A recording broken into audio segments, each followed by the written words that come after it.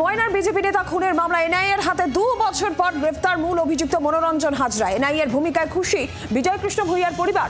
অভিযুক্তের ফাঁসির দাবি জানিয়েছে মৃতের পরিবার। আরো বিস্তারিত জানাবেন কিরণ মান্না, রয়েছেন টেলিফোন লাইনের প্রতিনিধি। কিরণ, কি খবর রয়েছে?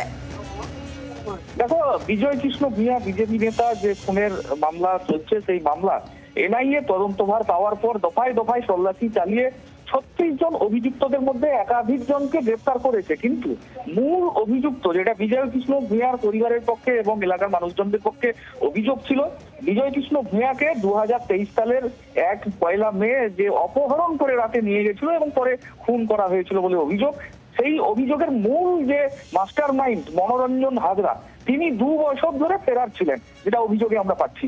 সেই মাস্টার মাইন্ড মনোরঞ্জন হাজরাকে গতকাল রাত্রিতে গভীর রাতে এনআইএ সূত্র মারফত খবর পেয়ে ময়নার থেকে একটি জায়গা থেকে তাকে গ্রেফতার করেছে এবং গ্রেফতার করে তাকে এখন কলকাতায় নিয়ে যাওয়া হয়েছে।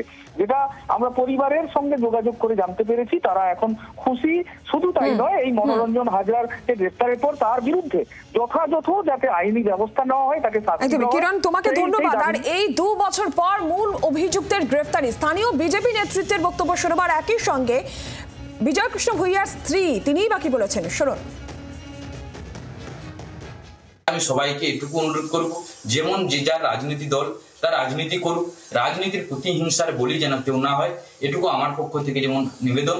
বাগচা গ্রাম পঞ্চায়েতের শান্তি শৃঙ্খলা বজায় থাকে, এটুকু আমরা আশাবাদী। এবং এনআইএকে এটুকু আমাদের আবেদন থাকবে, যারা বাকিরা এখন অবাধ ঘুরে বেড়াচ্ছে তাদেরকে যাতে তাদের হেফাজতে নিয়ে জেরা করে যাতে বিচার প্রক্রিয়ার মাধ্যমে তাদের সাজা হয়, এটুকু আমাদের পক্ষ থেকে আবেদন।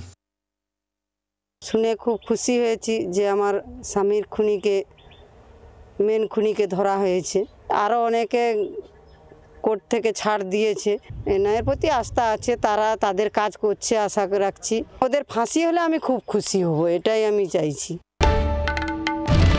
বাংলার আওয়াজ, বাঙালির আবেগ, জি 24 ঘন্টা।